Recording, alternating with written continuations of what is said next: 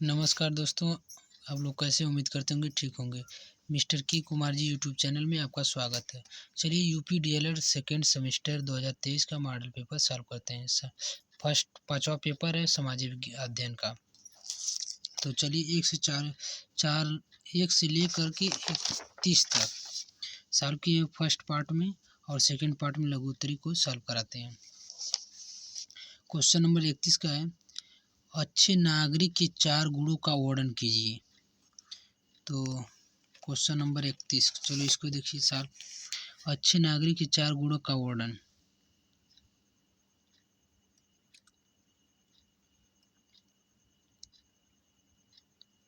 एक नागरिक के कर्तव्य। एक अच्छे नागरिक के निम्नलिखित कर्तव्य होने चाहिए। पर्यावरण संरक्षण में व्यक्तिगत स्तर पर अपना योगदान सुनिश्चित करें। पेड़ लगाएं। सभी ने पानी बिजली बर्बाद न करें। शोर शराबा कम करें। कचरा इधर उधर न फेंकें तथा प्लास्टिक के प्रयोग को बंद करें। सार्वजनिक स्थलों पर उत्तरदायी नागरिक होने का उदाहरण प्रस्तुत करें। थर्ड है, स्वच्छता का ध्यान रखें। चौथा है, अपने बच्चों को अच्छा तथा जिम्मेदार नागरिक बनाने की शिक्षा दें। क्वेश्चन नंबर 32, वनों से होने वाले लाभ बताइए। तो इसको बताते हैं। वनों से होने वाले लाभ। वनों से समाज को प्रत्यक्ष एवं परोक्ष लाभ प्राप्त होते हैं। आज के इस औद्योगिक युग में भी हरा चारा, ईंधन, इमारती लकड़ी, औषधियाँ, रेशे, फल और फूल, कृषि उपकरणों हेतु लघु प्रकोष्ठ तथा विभिन्न उद्योगों हेतु कच्चे माल की आपूर्ति के लिए वनों पर हमारी निर्भरता बनी रहती है। क्वेश्चन नंबर 33 है, मुद्रास्फीति से क्या आशय है कि स्पष्ट कीजिए।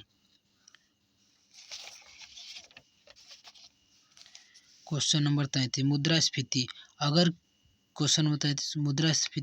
अगर किसी अर्थव्यवस्था में सेवाओं और वस्तुओं की आग में वृद्धि होती है लेकिन आपूर्ति समान रहती है तो कीमतों में वृद्धि होती है, जिससे मुद्रास्फीति हो सकती है। जब वस्तुओं और सेवाओं के उत्पादन को लागत बढ़ जाती है तो बिजनेस अपने लाभ मार्जिन को बनाए रखने के लिए अपनी कीमतें बढ़ा सकते हैं, जिससे मुद्रास्फीति हो सकती है। दौड़ती हुई मुद्रास्फीति, एक मंद मुद्रास्फीति। क्वेश्चन नंबर 34, उदारीकरण के विषय में प्रकाश डालिए। चलिए देखिए उदारीकरण।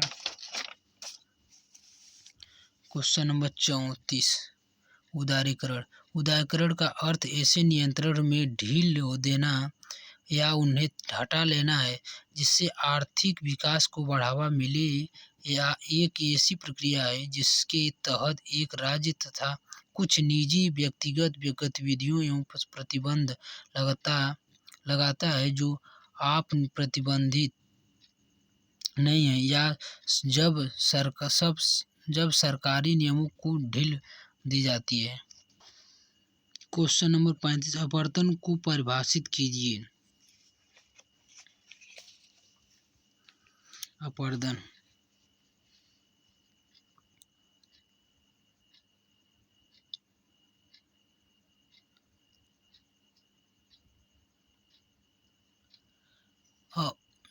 अपवर्तन अपक्षय द्वारा चट्टानें छोटे छोटे टुकड़ों में खंडित होकर गतिवाही शक्तियों द्वारा स्थान में दूसरे स्थान पर स्थानांतरित हो जाते हैं। वह प्रक्रिया अपवर्तन कहलाती है। अपवर्तन के अंतर्गत परिवहन तथा निक्षेप की क्रियाएं सम्मिलित होती हैं। अपवर्तन के द्वारा उच्चावचों का निम्नीकरण होता है। अपवर्तन धरातल में होने वाले सतत परिवर्तन के लिए उत्तरदायी है। अपवर्तन एवं परिवहन जैसी प्रक्रिया गतिज ऊर्जा तथा द्वारा नियंत्रित होती है। अपवर्तन के प्रक्रम के अंतर्गत नदी, भूमिगत जल, सागरीय तरंग, हिमानी पवन आदि द्वारा अपवर्तन को सम्मिलित करते हैं। अपवर्तन एक निक्षेपण के एक प्रक्रम पृथ्वी के धरातल पर विभिन्न स्थलाकृतियों का निर्माण करते हैं। अपक्षय एक स्थैतिक क्रिया है, जबकि अपवर्तन एक हत्यात्मक क्रिया है। क्वेश्चन नंबर 36, महमूद गजनवी के भारत पर आक्रमण का वर्णन करें। क्वेश्चन नंबर, महमूद गजनवी पर भारत पर आक्रमण। महमूद गजनवी को आमतौर पर गजनी के महमूद के नाम से जाना जाता है, जिससे 971 से 1030 ईस्वी तक गजनी पर शासन किया या इसलिए भारत की संपत्ति को लूटने के लिए उसने सबसे पहले हमला 1001 में किया। उसने भारत पर 17 बार आक्रमण किया। सोना लूटने के लिए ही उसने 1025 में सोमनाथ मंदिर पर अपना 16वां हमला किया था। क्वेश्चन नंबर 37, संविधान की विशेषताएं बताइए। संविधान की 4 विशेषताएं होती हैं। देखिए विशेषता, भारतीय संविधान की प्रमुख विशेषताएं इस प्रकार हैं। व्यापक संविधान, लिखित संविधान, संपूर्ण प्रभुत्व संपन्न लोकतंत्रात्मक गणराज्य, एकात्मक लक्षणों से युक्त संघात्मक व्यवस्था। पहले देखिए व्यापक संविधान। भारतीय संविधान विश्व का सबसे व्यापक संविधान है। वर्तमान में इसमें 395 अनुच्छेद, 22 अध्याय एवं 12 अनुसूचियां हैं, जबकि अमेरिका में संविधान में केवल 7, कनाडा के संविधान में 147, ऑस्ट्रेलिया के संविधान में 128 और दक्षिणी अफ्रीका के संविधान में 153 अनुच्छेद ही हैं। निम्नलिखित संविधान। भारतीय संविधान एक लिखित संविधान है। इसका निर्माण एक संविधान सभा द्वारा एक विशेष समय पर किया गया था। इसके अलावा संविधान के अधिकांश तथ्य लिखित रूप से उपलब्ध हैं। संपूर्ण प्रभुत्व संपन्न लोकतंत्रात्मक गणराज्य। भारत में भारतीय संविधान का एक संपूर्ण प्रभुत्व संपन्न लोकतंत्रात्मक गणराज्य की व्यवस्था करता है तथा किसी भी विषय पर निर्णय लेने में स्वयं सक्षम है। इसके अलावा भारत के राष्ट्राध्यक्ष राष्ट्रपति का पद निर्वाचित पद है। अतः भारत एक संपूर्ण प्रभुत्व संपन्न गणराज्य है। चौथा है एकात्मक लक्षणों से संयुक्त संघात्मक व्यवस्था। भारतीय संविधान एकात्मक लक्षणों से युक्त संघात्मक व्यवस्था है। संघात्मक व्यवस्था के समस्त लक्षण भारतीय संविधान में विद्यमान है, लेकिन संघात्मक व्यवस्था अपनाए जाने के बावजूद भी इसका प्रमुख उद्देश्य एक सुदृढ़ तथा शक्तिशाली केंद्र की स्थापना करना था। अतः भारतीय संविधान में संघात्मक व्यवस्था के साथ साथ एकात्मक व्यवस्था के लक्षणों को भी शामिल किया गया है। क्वेश्चन नंबर 38, बजट क्या है।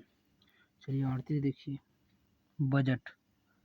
बजट एक वित्तीय योजना है जो एक निर्धारित अवधि के लिए अपेक्षित आय और व्यय की रूपरेखा तैयार करती है। व्यावसायिक संदर्भ में बजट संगठनात्मक लक्ष्यों और उद्देश्यों को कुशलतापूर्वक प्राप्त करने के लिए संसाधन आवंटन का मार्गदर्शन करने वाला एक मैप हो सकता है। पहला है संतुलित बजट, दूसरा है अधिशेष बजट, तीसरा है घाटा बजट। क्वेश्चन नंबर 39, गुप्त काल के पतन के कारणों का उल्लेख करें। चलिए 39 देखिए। गुप्त काल के पतन का कारण। गुप्त साम्राज्य का 540 ईस्वी में पतन हो गया। बुद्धगुप्त के उत्तराधिकारी अयोग्य निकले और हुड़ों के आक्रमण का सामना नहीं कर सके। हुड़ों ने सन 512 में तोरमाड़ के नेतृत्व में फिर हमला किया और ग्वालियर तथा मालवा तक के एक बड़े क्षेत्र पर आधिपत्य कायम कर लिया। गुप्त साम्राज्य के पतन का आर्थिक कारण भूमध्य सागर के साथ व्यापार और पश्चिमी भारत की हानि थी। मालवा के यशोधर्म का उदय, हुड़ आक्रमण और वाकाटकों से प्रतिस्पर्धा जैसे कारण गुप्त साम्राज्य के पतन का कारण बने। क्वेश्चन नंबर 40 है, गुप्त काल को स्वर्ण काल क्यों कहा जाता है। चलिए क्वेश्चन नंबर 40 देखिए। गुप्त काल में विज्ञान प्रौद्योगिकी से लेकर साहित्य, स्थापत्य तथा मूर्तिकला के क्षेत्र में नए प्रतिमानों की भी स्थापना की गई, जिससे यह काल भारतीय इतिहास में स्वर्ण युग के रूप में जाना गया है। धन्यवाद। Thank you. All the best.